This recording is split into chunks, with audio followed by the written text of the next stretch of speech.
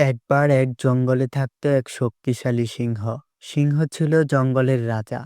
প্রতিদিনই সিংহ কোনো না কোনো পশু শিকার করত এবং খেয়ে তৃপ্ত থাকত। কিন্তু একদিন অনেক খোঁজাখুঁজি করেও সিংহ কোনো শিকার পায়নি। গরমে ক্লান্ত ও ক্ষুধার্ত হয়ে সিংহ ধীরে ধীরে আরো রাগী হয়ে উঠল। হঠাৎ সিংহ দেখতে পেল একটা ছোট খরগোশ ঝোপের ভিতর বসে আছে। সিংহ গর্জন করে বলল, এই খরগোশ, তুই আজ আমার খাবার। খরগোশ ভয়ে কাঁপতে লাগলো, কিন্তু বুদ্ধিমান ছিল সে।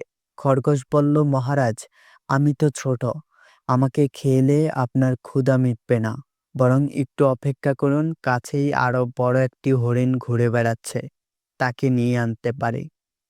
সিংহ একটু ভেবে বলল, ঠিক আছে, তাড়াতাড়ি আনো। খরগোশ দৌড়ে পালিয়ে গেল। অনেকক্ষণ পরেও সে ফিরে এলো না। সিংহ আরো রেগে গেল এবং ভাবল, অহেতুক অপেক্ষা করলাম, এখন খরগোশও নেই, হরিণও নেই।